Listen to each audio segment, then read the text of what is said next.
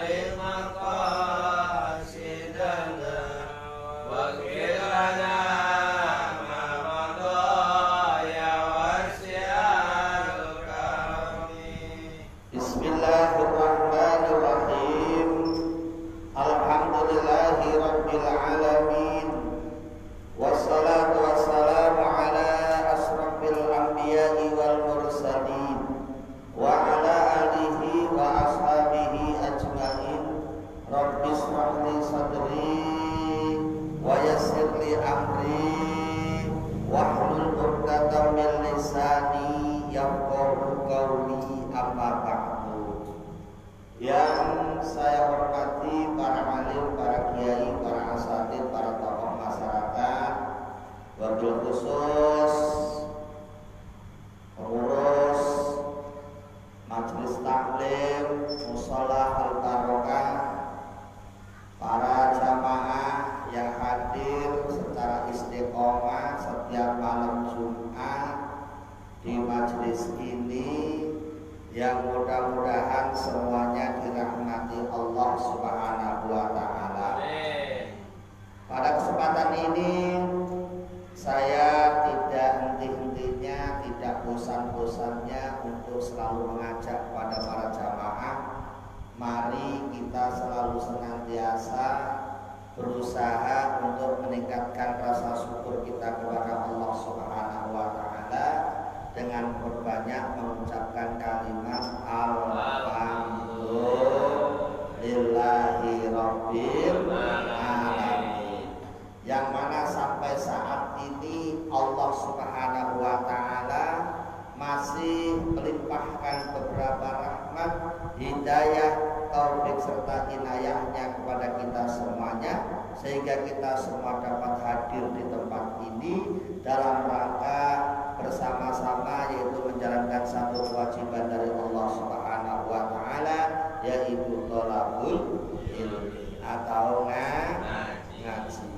Mudah-mudahan yang istiqomah ngajinya, saya doakan mudah-mudahan Allah selalu menambahkan keberkahannya, berkah rizkinya, berkah keluarganya, berkah hidupnya, berkah ilmunya, berkah ibadahnya, dimudahkan segala urusannya. Amin Allahumma amin. Para jamaah yang saya hormati, mari kita lanjutkan kajian kita pada malam hari ini. Ya, kita malam ini akan membahas tentang perempuan, karena judulnya malam ini pasalnya akan membahas tentang masalah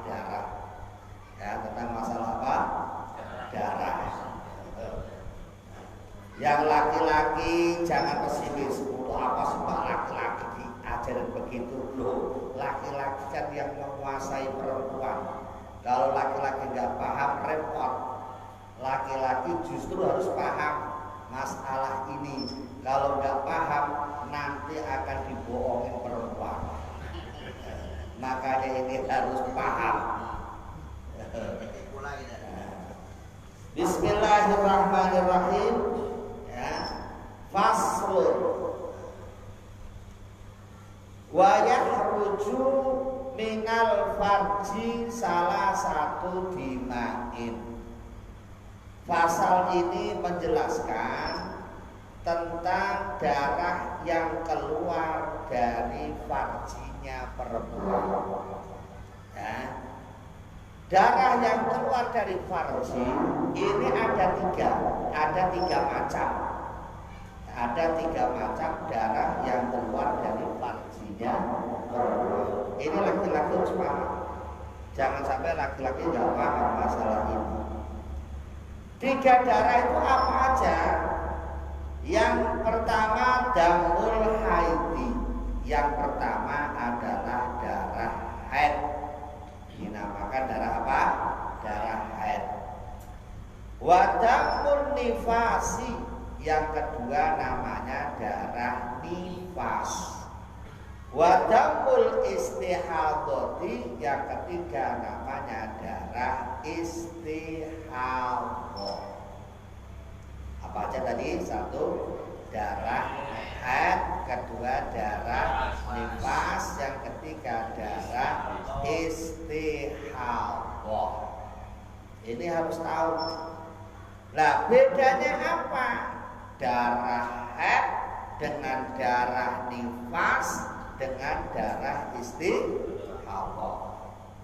Mari kita kaji satu persatu. Yang pertama fal haid. Maka ada pun yang dinamakan darah haid, dua yaitu adamu darah al-khariju yang keluar min farjil mar'ati dari farjinya perempuan ala sabilis sehati dalam keadaan sehat. Ya, dalam keadaan apa? Sehat. Min ghairil wiladati, tidak bersamaan melahirkan.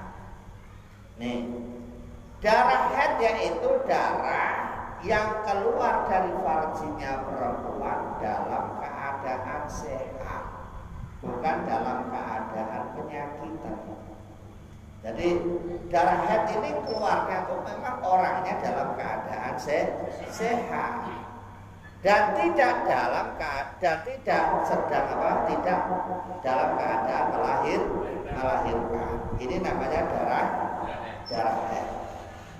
Nah ini, jadi keluarnya itu memang dalam keadaan sehat, bukan dalam keadaan sakit atau bukan dalam keadaan melahirkan. Itu namanya darah haid. Yang kedua, wan nifasu, sedangkan darah nifas adalah huwa ad-damu al-khariju aqibal wiladati.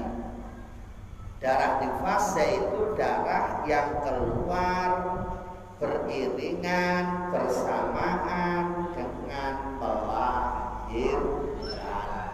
Itu namanya darah nifas. Kalau darah haid tidak dalam keadaan melahirkan. Kalau nifas dalam keadaan melahirkan. Yang ketiga, wal istihadatu. Adapun darah istihadah yaitu huwa ad-damu al-khariju fi ghairi ayyamil haidi wan nifasi. Darah istihadah yaitu darah yang keluar selain hari-hari haid dan selain nifas. Jadi kalau tidak haid, tidak nifas, namanya darah istihadah. pelan-pelan dulu. Nah, jadi darah yang keluar dari perempuan itu ada berapa? Ada 3. Yang pertama haid, yang kedua nifas, yang ketiga istihadah. Darah haid adalah darah yang keluar dari farjinya perempuan dalam keadaan sehat, tidak dalam keadaan melah. Darah nifas beriringan dengan orang melah.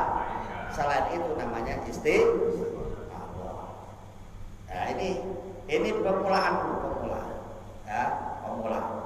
Bukannya nggak ada, bukannya ini nanti nggak penting ini. Ini penting. Nah, pentingnya nanti kesini baru tahu, oh pentingnya begitu. Nah, kalau nggak tahu begini nggak ngerti. Ya. Wa aqallul haidi, adapun paling sedikit-sedikitnya haid, waktu haid yang paling sedikit yaumun wa lailatun, yaitu sehari semalam. Dikatakan darah haid kalau dia itu keluarnya sehari semalam. Kalau belum sehari semalam belum dikatakan darah haid. Maka ngitungnya ya, misalnya ini keluar, habis sisa tadi keluar, ya, subuh keluar, duhur masih keluar, asar masih keluar, maghrib masih keluar, isya masih keluar, berarti sudah ada sehari semalam. Nah, ini baru dinamakan darah haid. Tidak semua darah yang keluar itu darah haid, tidak. Lihat dulu waktunya, karena paling sedikit waktunya adalah sehari semalam. Paling sedikit haid itu sehari semalam. Sebelum sehari semalam tidak dinamakan haid. Paham ya? Jadi tidak semua darah yang keluar darah haid, tidak. Kalau tidak ada sehari semalam baru dinamakan haid. Kalau sudah dinamakan haid, nanti hubungannya dengan kewajiban sholatnya tidak usah Allah, gitu loh. Kalau haid itu sholatnya bebas, dan tidak ada tanggungan sholat. Ya, dapat bonus. Tapi kalau puasa tetap utang, dan tetap kok Allah, tetap bayar kalau puasa, kalau sholat ya. Makanya harus paham ini. Haid itu paling sedikit berapa? Sehari semalam. Tuh. Wa ghalibuhu umumnya kaprahnya ini situn au sab'un. Umumnya 6 sampai 7 hari. Itu umumnya. Umumnya orang haid itu ya seminggu umumnya. Nah, umumnya itu seminggu. Nah, wa aksaru, adapun yang paling lama, ya, yang paling lama adalah khamsata asyara yauman, yaitu 15 hari. Haid itu paling sedikit 1 hari 1. Umumnya 6 sampai 7, paling lama 15 hari. Jadi kalau ada orang haid udah 15 hari, ya harus selesai. Kalau nggak selesai, berarti ada onderdil yang tidak beres. Ada yang nggak bagus mesti. Itu namanya, maka dinamakan darah istihadah. Kalau udah 16 hari, itu sudah tidak haid. Darah yang tidak haid, tidak nifas, namanya darah istihadah. Itu. Ya, jadi paling lama 15 hari. Paling lama 15 hari. Ya, nggak ada haid lebih dari 15 hari. Ingat-ingat. Jadi kalau ada istrinya kok ditanya, "Bu, nggak sholat?" Lagi haid. Hitung, jangan diam-diam baik. Udah 15 hari, 16 hari masih cukup nggak sholat. Haid. Nah, ini namanya kita dibohongin. Ya, kita dibohongin. Kalau haid ini paling lama 15 hari. Gitu. Mending kalau urusan dengan sholat, kalau diajak, ya, lagi pengen diajak, lagi perai, lagi head udah 16-17 hari diajak lagi masih bilang head dulu, dibohongin, harus tahu, ya, harus tahu, karena head ini paling lama 15 hari, itu masalah head. Jadi kalau udah 15 hari, misalnya ada orang perempuan sudah 15 hari kok tetap masih mengeluarkan apa? Darah, namanya darah karena darah istihadah, maka ketika udah 15 hari, maka dia wajib mandi, dia wajib sholat, wajib puasa, wajib ibadah yang lain. Nah, itu. Nah, kalau masih keluar gimana Pak? Ya pokoknya ya mandi, kalau masih keluar ya dia apa? Ya disumpel dengan ya satu dengan obat boleh, dua dengan ya dengan roti kering yang bagus.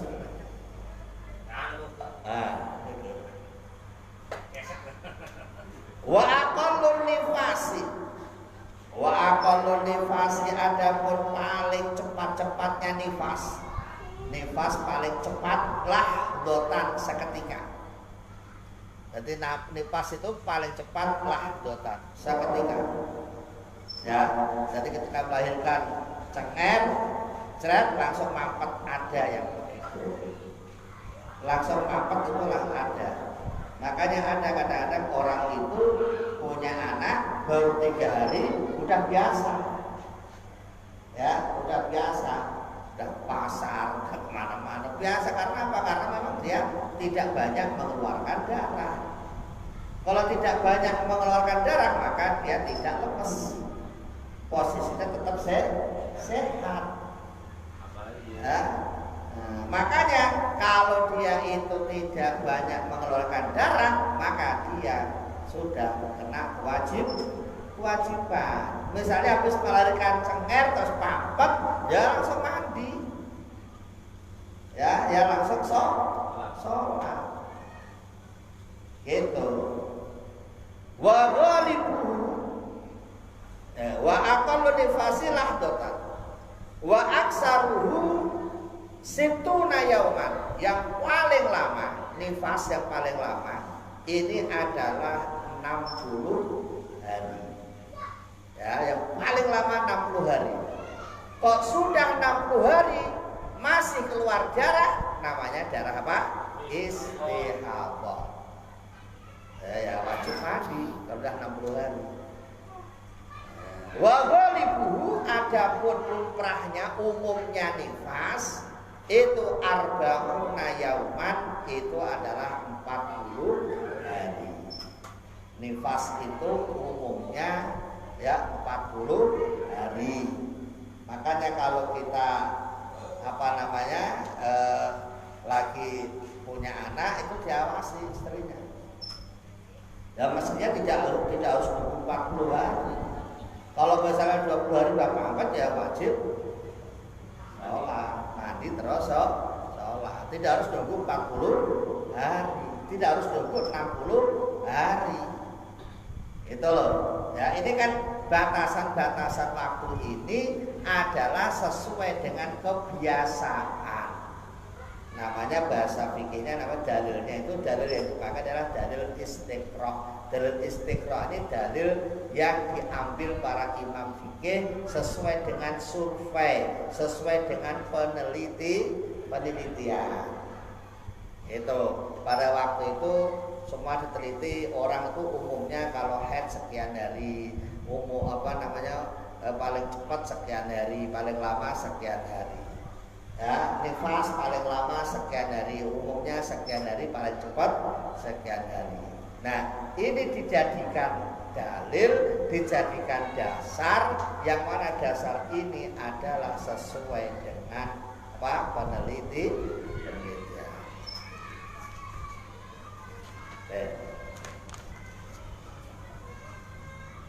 Wa aqallu tuhri, adapun paling sedikit waktu suci bainal haidotaini, antara dua haid tadi, Khamsata asyara itu 15. Khamsata asyara yauman itu 15 hari. Waktu suci perempuan paling sedikit itu 15 hari. Kenapa? Karena waktu yang paling lama haid tadi 15 hari, maka waktu sucinya ya 15 hari paling sedikit. Jadi paling sedikit orang perempuan itu sucinya setiap bulan paling sedikit ada waktu suci 15 hari. Ya, nggak kurang dari itu. Kalau haidnya sehari semalam, waktu sucinya ya 29 hari. Kalau haidnya 7 hari, waktu sucinya ya 23 hari. Kalau haidnya 15 hari, waktu sucinya ya berapa? 15 hari. Ini wala hatta li aksarihi.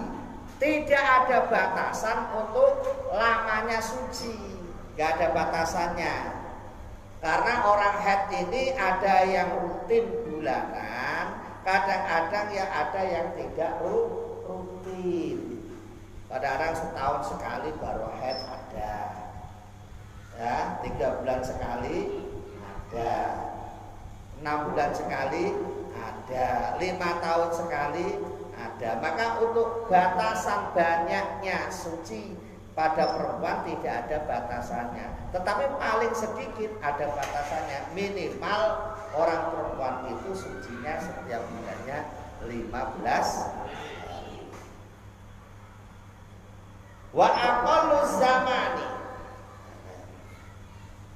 wa aqallu zamanin, adapun paling sedikit-sedikitnya waktu tahidu haid fihi pada zaman al jariyatu sapa anak perempuan diskusinina itu umur 9 tahun.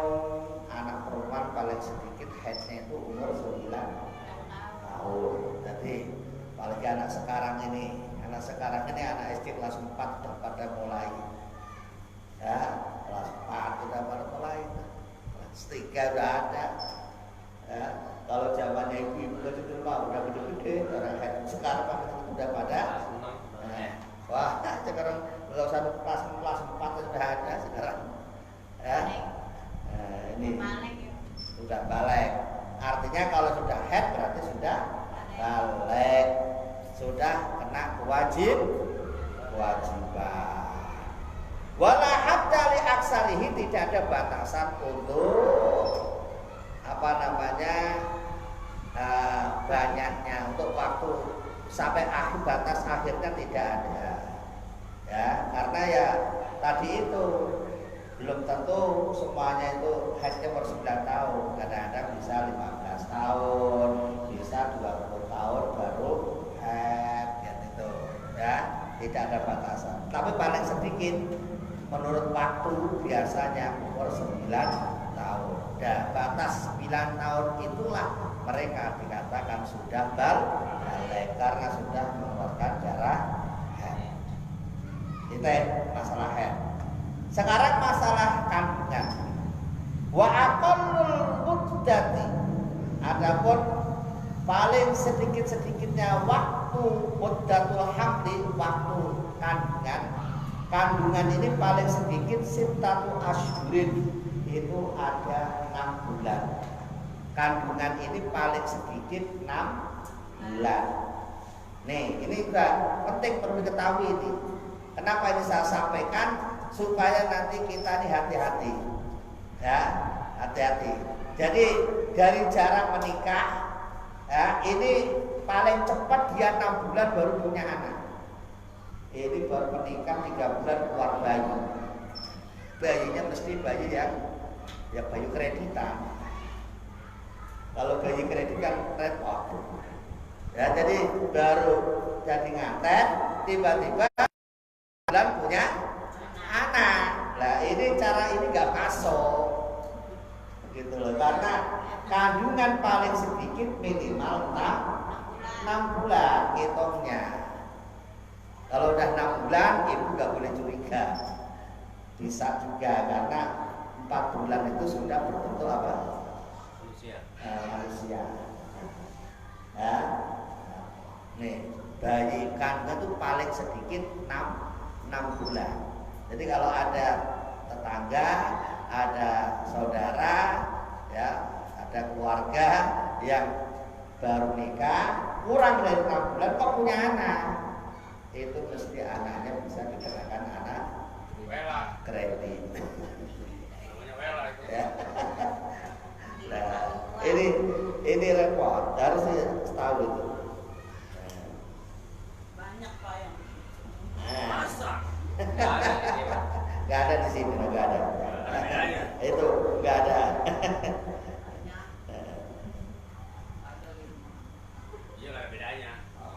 Wa aksaru, adapun yang paling lama kandungan itu paling lama kandungan itu adalah arba'u sinin, itu 4 tahun. Kandungan paling lama itu 4 tahun. Nah, tapi kalau di sini kalau udah 10 bulan aja udah nggak betah, operasi. Padahal tuh ada kandungan yang sampai 4 tahun. Paling lama 4 tahun. Ada 4 tahun. Ya, ini bukan terakhir kan dulunya ya. Ada dulunya. Paling cepat 6 bulan, paling lama 4 tahun. Wa ghalibu umumnya kandungan itu ya tis'atu ashhurin itu 9 bulan. Ya. Normalnya 9 bulan. Itu semuanya normal semua ini. 6 bulan itu enggak normal. Karena ini yang dibahas normal, kalau enggak normal enggak dibahas.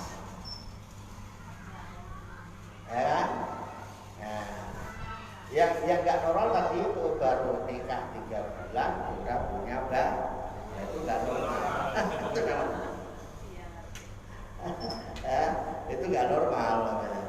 Jadi kalau kita pengen ngetes ini anak normal apa enggak ya, ini batasannya 6 bulan, 9 bulan sampai 4 tahun. Dan ini 4 tahun baru lahir, oh anak gendut. Jangan begitu, karena memang ada dulunya. Dulu memang ada gitu. Ya, dulunya ada begitu itu. Iya lama.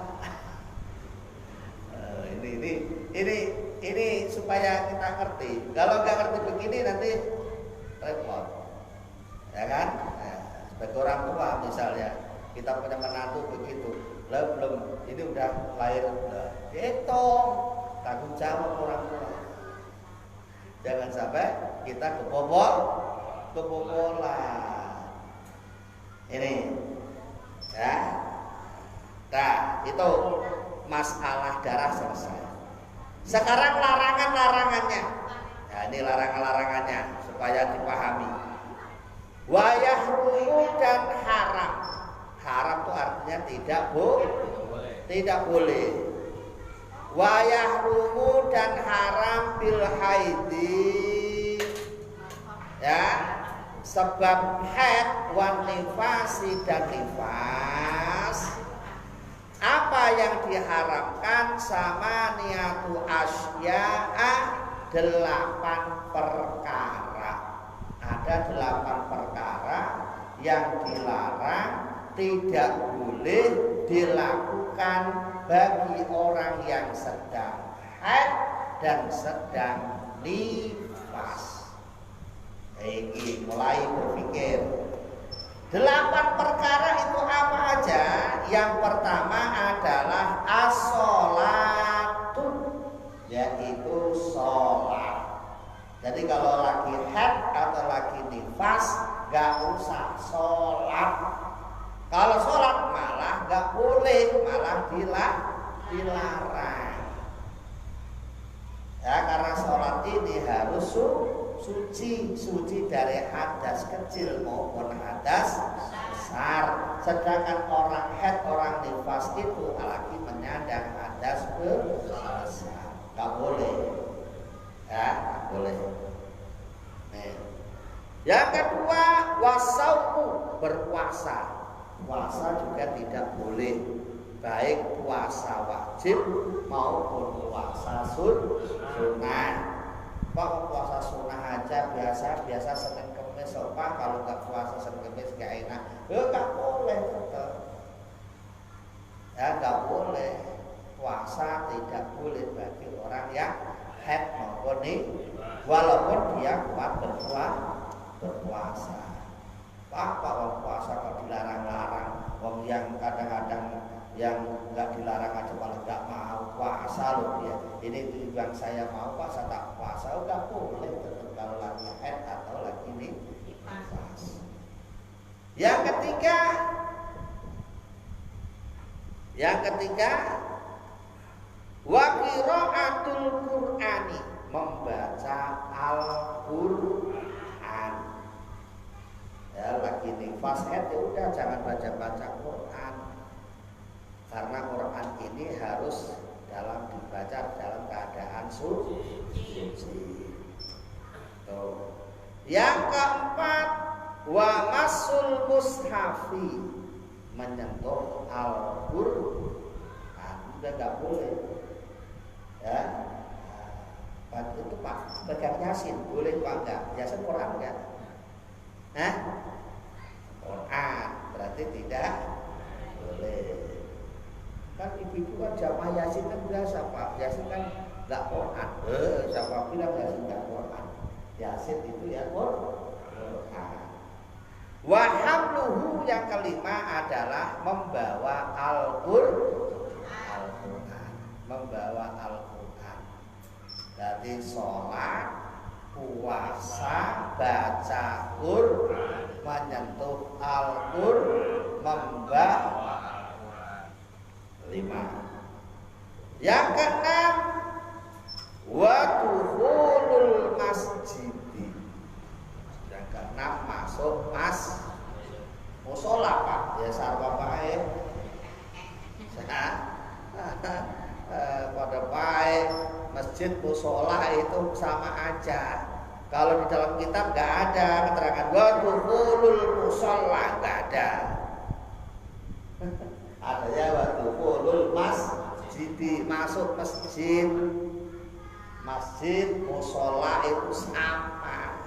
Masjid adalah tempat untuk sujud, musola tempat untuk sholat. Artinya kan begitu. Masjid musola sama aja tempat suci yang harus dijaga kesuciannya. Ya, harus jaga kesuciannya. Makanya kalau tempat-tempat sholat begini harus steril, harus dijaga kesuciannya dari apapun. Maka mau dari tempat wudhu masuknya harus dijaga hati-hati, jangan sampai dari luar bawa najis masuk di dalam musola. Itu ya. Dan nomor 6. Yang nomor 7, wa tawaf. Yang nomor 7 adalah tawaf. Tawaf ini juga tidak boleh. Tawaf itu mengelilingi Ka'bah. Ini syaratnya harus suci seperti sholat. Karena tawaf ini kedudukannya kayak sholat, maka tawaf harus dalam keadaan suci. Tidak boleh dalam keadaan hadas. Makanya orang haid, orang kentut aja harus keluar, ya, apalagi haid. Misalnya kok lagi tawaf kok kentut, ya, kan tawaf itu 7 kali, baru 3 kali kok kentut, ya batal, ya harus wudhu lagi. Ya, nanti setelah habis wudhu masuk lanjutin, nggak pulang. Kalau pulang kasihan orangnya. Kalau pulang lagi dapat 3 lagi kentut lagi, kapan selesainya? Ya, kapan selesainya kan itu. Jadi baru dapat 3 putaran gitu kan, kentut lagi, keluar lagi. Lalu wudhunya kan gak kayak di musola Al Barokah begini. Kentut berat Al musola Al Barokah enak, keluar ada air wudhu. Kalau tawaf itu keluarnya jalannya sini sampai Imperium sana baru ada air wudhu.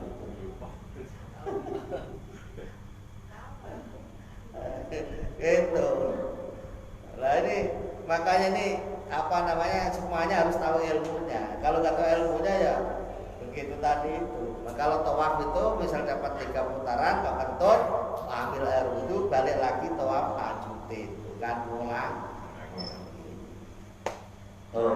Jadi tawaf itu harus suci, kayak Yang kedelapan yaitu wal wat'u wal istimta'u fima baina surrati warubati. Yang kedelapan ini hati-hati, orang haid, orang nifas ini ya tidak boleh melakukan wati, nggak boleh melakukan jima.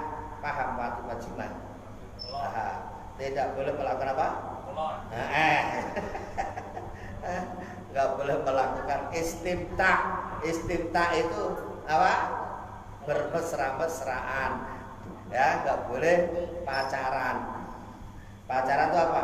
Pasangan, acara di atas ranjang. Itu namanya pacaran. Kepanjangannya apa? Pasangan, acara di atas ranjang. Itu namanya pacaran. Tidak boleh. Tentunya larangan-larangan ini ya sebenarnya ya untuk manusia. Kenapa Allah melarang? Tentunya ada hikmah di balik itu. Ya kan? Kalau sampai itu dilanggar, akibatnya repot.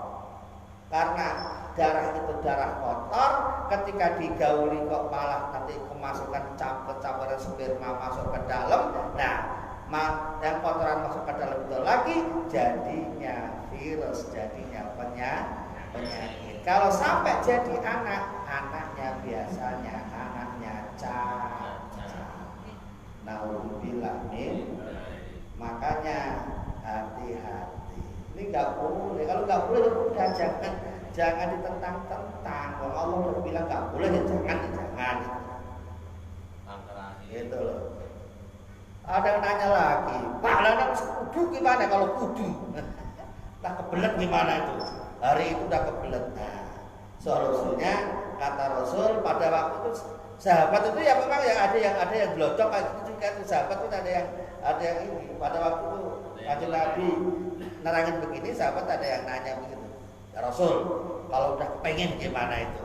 Ya kayak jamaah Al-Barokah kalau saya lagi ngaji gitu kan, kalau pengen gimana Pak Ustadz? Nah, kalau lagi pengen ya, kalau lagi pengen ini apa namanya kata Rasul pada waktu itu ya. Di sini dikatakan ma fauqal izar. Nih, ada hadisnya itu. Anna Rasulullah sallallahu alaihi wasallam kana yaqulu ihdana idza kanat haidan anta tazira wa yubashiruha fauqal izar. Ya. Kalau memang apa namanya sudah kepengin, udah kudu, ya ini dibolehkannya fauqal izar, di atas sarung, di atas kain, nggak boleh main-main yang tidak di dalam. Atau wilayah mabaina surah wa rubah antara pusar dan dengkul ini jangan disentuh-sentuh, silakan dipakai selain di wilayah di bawah pusar, di atas lutut ini jangan di apa namanya disentuh-sentuh. Kalau yang atas boleh. Nah, kalau yang atas boleh. Itu ya. Jadi itu larangan orang yang sedang haid atau yang sedang nih apa tadi? 1 2 3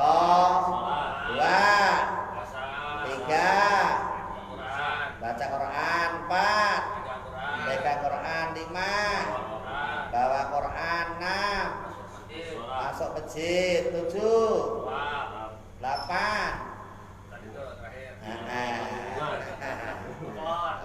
itu hafal berarti ya. Masuk masjid nggak boleh, kenapa? Karena masjid tempat suci, harus dijaga kesuciannya kan gitu. Jangan nanya, itu kan nggak boleh kan masuk masjid. Kalau masuk musola boleh aja, sama aja. Kalau musola masjid itu sama. Makanya kalau masjid kan ada tahiyatul masjid, kalau musola gimana? Tahiyatul musola itu ya sama. Bisa tahiyatul masjid bisa. Ya bisa sama aja. Oh, datang langsung tahiyat masjid itu. Iya sama aja. Kan hanya terpaut karena nama aja. Mentang-mentang musola kepada sholat sunnah gitu. Iya, jarang. Iya, Tahiyat musola nggak ada. Karena tahiyat musola nggak ada. Nggak ada. Kasihan dong nanti yang nggak pernah ke masjid, nggak pernah tahiyatul masjid. Gitu ya. Nah, jadi larangan-larangan itu sebenarnya adalah memikirkan manusianya, gitu loh. Ada. Jadi karena takut kalau pada netes di masjid darah itu, maka dilarang masuk atau masuk musola. Pak, sekarang kan udah ada alat yang paling canggih, ya, ditempel pakai roti kering itu langsung nggak bakal netes. Dijamin kalau begitu boleh nggak? Nah ini ada dua pendapat, ada yang membolehkan, ada yang tidak membolehkan. Ya, yang membolehkan itu karena aman, silahkan karena aman, nggak apa-apa. Ya, tapi yang nggak membolehkan, pendapat yang membolehkan tetap tidak boleh. Kenapa? Karena sucinya harus suci lahir, suci batin. Harus dipahami. Selanjutnya wayahrumu dan haram alal junubi bagi orang yang sedang junub. Kalau tadi orang haid, orang nifas. Kalau junub ini laki-laki ya junub, perempuan ya junub. Junub itu habis apain? Habis kelon. Junub itu habis kelon, ya boleh. Wayahrumu dan haram alal junubi bagi orang sedang junub khamsatu asya'a 5 perkara. Orang junub haram melakukan 5 perkara. Nah, beda dengan orang haid tadi loh ya. Ini junub ini judulnya. 5 perkara itu apa aja? Yang pertama as-sholatu, sama.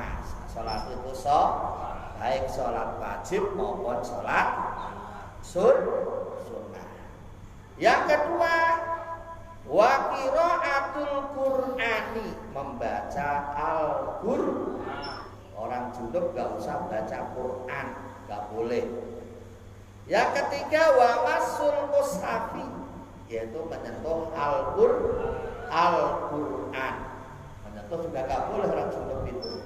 Ya, kalau ada Quran mengatakan la yamassuhu illal mutahharun. Dalam surat Waqiah itu la yamassuhu illal mutahharun, tidak boleh menyentuhnya kecuali orang yang suci. Tuh. Wa tawafu, yang keempat tawaf. Ya, yang keempat tawaf. Walum sufil masjidi, yang nomor 5 diam di dalam masjid. Di musola Pak, ya sama aja. Ya, habis kelon malah di musola merokok, nggak boleh. Kalau lewat boleh kali ya? Lewat boleh. Enggak, masalahnya harus itu kan habis dari suruh salat. Lewat. Can mani deh gitu. Boleh. Boleh. Kalau masuk ke dalam nggak boleh sih. Namanya musola itu ya di dalam. Di luar malah namanya bukan musola. Musola, tempat untuk sholat. Situ ya enggak. Ini di luar kan enggak kan? Walaupun kadang-kadang pakai sholat, tapi kan maksudnya itu bukan musola. Emper. Musolanya ini. Masjid juga buka, masjid kan ada yang taman masjid. Kalau yang di luar itu namanya emperan masjid. Kalau bahasa Jawanya gandoknya masjid. Nah ini yang nggak boleh di dalamnya, karena yang tempat yang biasa dipakai sholat ya dalamnya ini. Itu 5 perkara dilarang untuk orang junub. 1 apa tadi? Sholat. 2 baca Quran. 3 menyentuh Quran. 4 tawaf. 5 diam di dalam masjid. Ini ya. Terus terakhir satu lagi, wayah rumu dan haram alal muhdisi bagi orang yang hadas. Oh, ini tingkatannya turun lagi, haid dan nifas. Kedua orang junub. Yang ketiga bagi orang yang hadas.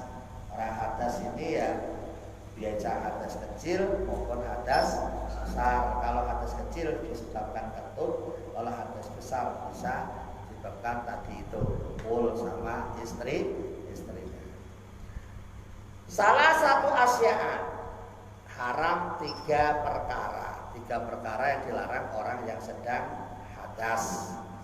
Yang pertama adalah as-sholatu, sholat. Yang kedua wat-tawafu dan tawaf, wa masul mushafi. Yang ketiga adalah menyentuh mushaf, wa hamluhu dan membawanya mushaf. Menyentuh dan membawa mushaf ini juga tidak boleh. Ini kalau ada unsur kesengajaan. Kalau nggak ada unsur sengaja, ya boleh. Misalnya ya dari pasar dititipi anaknya, Pak nanti mampir ke toko kitab Quran ya Pak, belikan Quran. Nah yang di bawah itu macam-macam, tidak hanya Quran aja. Nah ini boleh karena tidak khusus, tidak semata-mata membawa Quran. Atau dalam rangka menyelamatkan Al-Quran boleh. Contoh misalnya mau lewat di sini geletak Al-Quran di bawah, loh kok mau diambil harus wudu dulu, dan keburu diinjek-injek Qurannya. Nah ini dalam rangka begitu boleh. Ya, jadi kita harus cerdas. Mentang-mentang enggak punya wudu, ada Quran geletak cacar ini, wudu dulu ya habis. Diinjak-injak ayam, diinjak-injak kucing ya. Nah ini karena Quran ini harus kita hormati, kita jujur.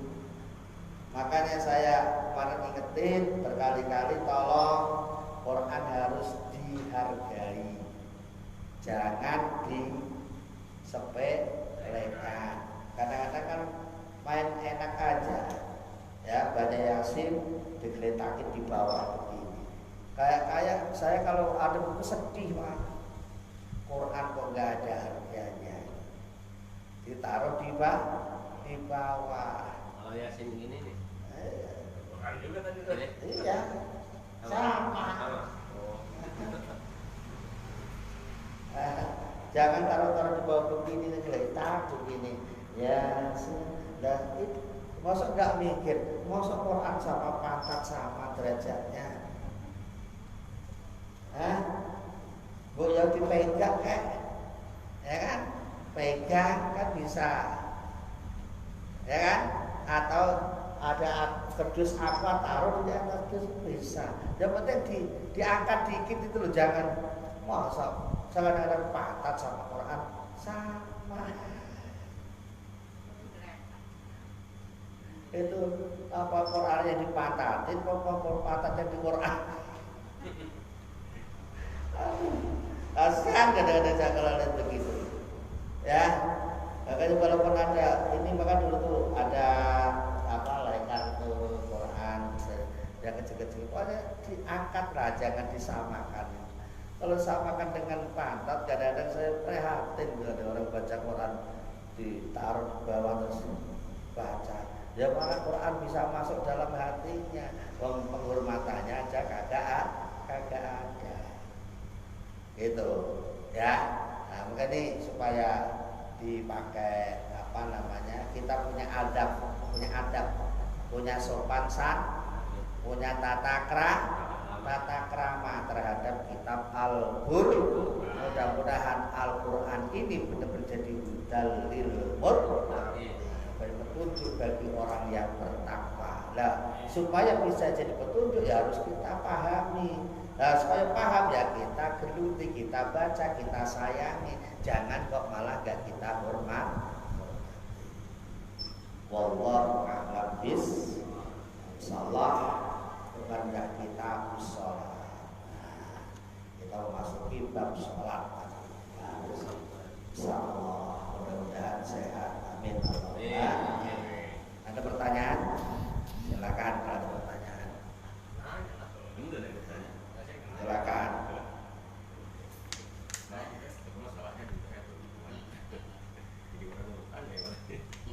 Kalau ada tengah naon, ada tarik-tarik menang tuh. Mau nanya mau? Deh, Bulan urutan mau? Nanya. habis ngomong dulu.